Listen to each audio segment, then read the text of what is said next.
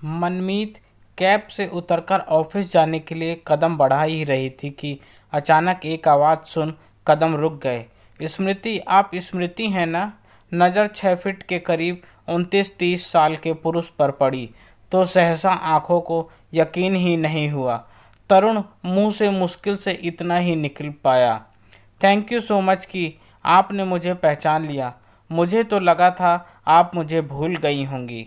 नहीं तरुण, तुम मुझे आज भी याद हो और तुम्हारे गाने आज भी मेरे कानों में गूंजते रहते हैं। ऐसा होता ना मैडम तो कभी इस नाचीज को याद किया होता। आप तो ऐसे गई फिर भूले से भी याद नहीं किया। अच्छा, आप यहाँ कब तक हैं? इस बिल्डिंग में 5th फ्लोर पर ऑफिस है मेरा, 9 से 5 यहीं रहती हूँ। That's great. मैं यहाँ कुछ काम के सिलसिले में आया हूँ। आज और कल का पूरा दिन इसी बिल्डिंग के तीसरे माले पर मेरा कुछ काम है। अगर कोई समस्या नहीं हो तो लंच टाइम में मिलें। बिल्कुल। फ़ोन नंबर अपना दे दो, मैं फ़ोन कर तुम्हें बुला लूँगा। तुम तो फ़ोन करोगी नहीं। तरुण की यह बात सूल जैसी चुभ गई, पर जानती थी उसके ताने के पीछे कारण उसका बुरा लगना है, इसलिए बिना उसकी बात पर आपत्ति जताए चुपचाप नंबर दे दिया। ऑफिस के अंदर प्रवेश तो की, पर मन किसी भी काम में नहीं लग रहा था। दिमाग रह रहकर पुरानी यादों की ओर धकेल रहा था। 29 अप्रैल 2002, शायद इस दिन को मैं पूरी ज़िंदगी न भूल पाऊँ। 12वीं में थी। दिल्ली में स्कूली बच्चों के लिए संस्कृत कार्यक्रम रखा गया था। देश के जाने माने स्कूल के छात्र छात्राएं भाग ले रहे थे। डांस में मेरे स्कूल में मेरा चुनाव हुआ था। 12वीं होने के कारण घर से दिल्ली जाकर डांस कार्यक्रम में भाग लेने की अनुमति नहीं मिल रही थी, पर स्कूल के दबाव देने पर मम्मी पापा ने दिल्ली जाने की अनुमति दे दी। वहाँ पहुंचने के बाद इतने सारे लोगों के बीच कार्यक्रम प्रस्तुत करने को लेकर मैं काफ़ी उत्साहित थी। मेरा डांस प्रोग्राम शाम 5 बजे होना था। मैं बेचैनी से इधर उधर टहल कर बैक स्टेज पर अपना समय काट रही थी। तभी बहारो फूल बरसाओ मेरा महबूब आया है। जैसे ही किसी के गाने की आवाज़ सुनी, पैर अनायास ही गायक को सुनने के लिए सामने वाली स्टेज की तरफ दौड़ पड़े। देखा तो बेहद खूबसूरत लड़का आंखें बंद कर पूरी तन्मयता से इस गीत को गा रहा था। गाना खत्म होते ही वंस मोर की आवाज़ पूरे सभागार में गूंज उठी। वो थोड़ा शर्माया, फिर दूसरे गाने की शुरुआत कर दी। जुल्फ घटा बन कर लहराएं, आँख कमल हो जाएं उसके। आवाज़ में क्या कशिश थी। मन में आया उसका प्रोग्राम ख़त्म ही ना हो और मैं उसके गाने में खोई रहूं। खैर, उसका प्रोग्राम ख़त्म हुआ, फिर मैं वापस बैक स्टेज आ गई। 5 बजे मेरा प्रोग्राम भी हुआ।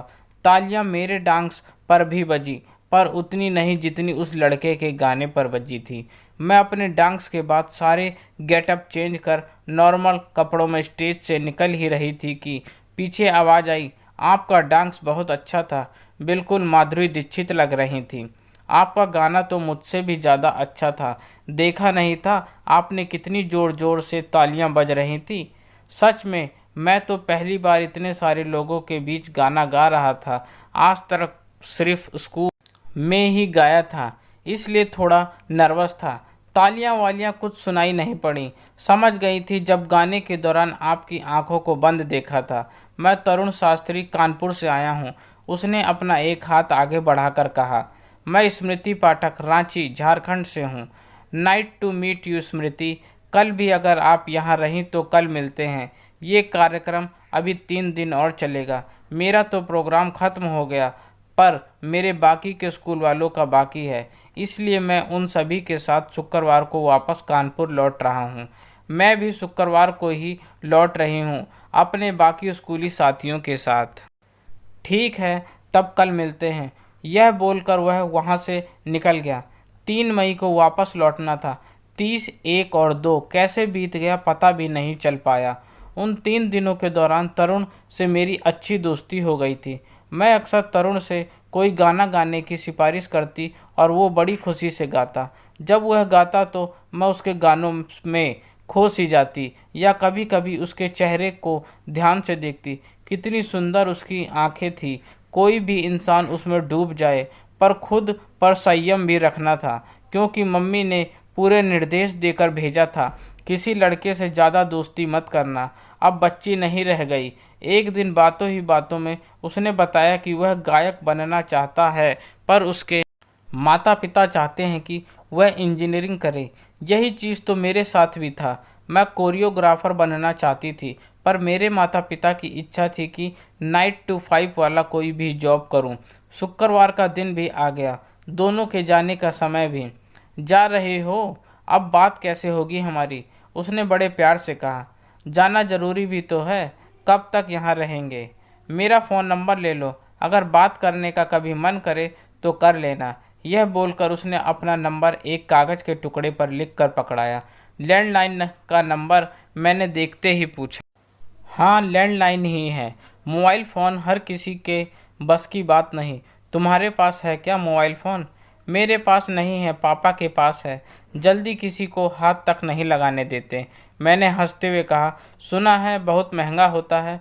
पैसे कॉल आने पर जाने दोनों के लगते हैं। मालूम पड़ा तुम लोगों को उन्होंने हाथ लगाने दिया और तुम लोग उन्हें कंगाल कर दिए। हाँ हाँ हाँ, कुछ भी। फ़ोन करना ज़रूर से। हाँ, पहुँच कर करती हूँ। यह बोलकर स्टेशन के लिए निकल गई। ट्रेन आया और मैं उसमें बैठकर भारी मन से रांची की तरफ निकल पड़ी। पूरा रास्ता तरुण की आवाज़ में दिल वाले दुल्हनिया ले जाएंगे का गाना हो गया। तुझको तो प्यार सजना कानों में गूंज रहा था। लग रहा था कुछ अपना छूट रहा है। मन हो रहा था कि ट्रेन से उतरकर वापस तरुण के पास पहुंच जाऊं, पर यह किसी बेवकूफ़ी से कम नहीं होता। घर पहुंची सबसे पहले पर्स से तरुण का नंबर निकाला और एक डायरी पर हिफाजत से रख लिया। सोचा सोमवार को स्कूल से लौटकर तरुण के नंबर पर फ़ोन लगाऊंगी, क्योंकि शनिवार रविवार सभी घर पर ही रहते हैं। सोमवार को लेट कर घर आई। हर जगह उस डायरी को तलाश किया जिस डायरी में तरुण का नंबर रखा था, पर पूरे घर में उसका कहीं कोई अता पता नहीं था। माँ दोपहर के से सोई हुई थी, दीदी कॉलेज गई हुई थी और पापा ऑफिस। समझ में नहीं आ रहा था किससे पूछती।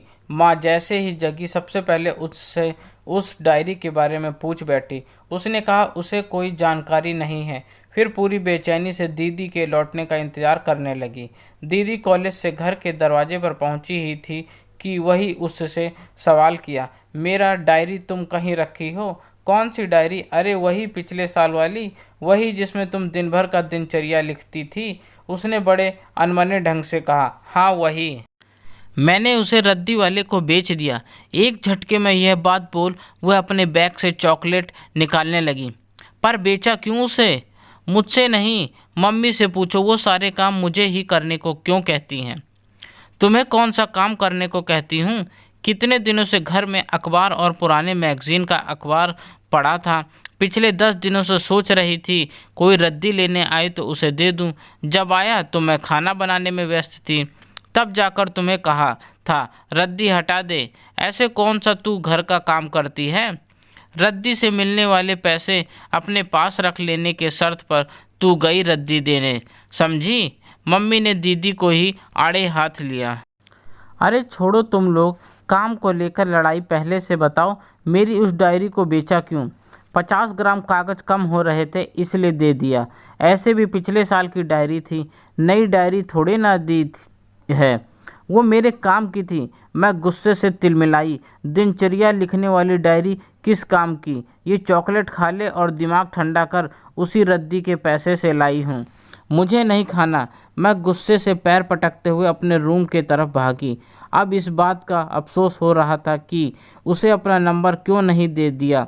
क्या ज़रूरत थी मम्मी से इतना ज़्यादा डरने की? यह सोचकर कि कहीं वो फ़ोन करे और मम्मी ना उठा लें, सब कुछ खत्म होने सा एहसास हो रहा था। सच कहूँ पूरी तरह खत्म होने का ही। उसके बाद साल दर साल बीतने लगे। उस घटना के 6 साल बाद सोशल साइट्स पर अपना अकाउंट बनाई और सबसे पहले कोई नाम ढूंढा तो वह था तरुण शास्त्री, पर वह कहीं नहीं मिला। फिर भी हम हफ्ते एक बार उसका नाम तलाश ही लेती। दीदी की शादी हो चुकी थी और फिर उसका तलाक भी। उसकी और 1 साल की बेटी की जिम्मेदारी हमारे ही परिवार पर आ चुकी थी। दीदी ने प्रेम विवाह किया था। उसका हर्ष देख अब दिमाग तरुण को तलाशने से रोक दिया था। इतने सालों बाद अचानक तरुण का ऐसे मिलना मेरे लिए किसी आश्चर्य से कम नहीं था। तभी फ़ोन की घंटी बजी। फ़ोन उठाते ही दूसरी तरफ तरुण था।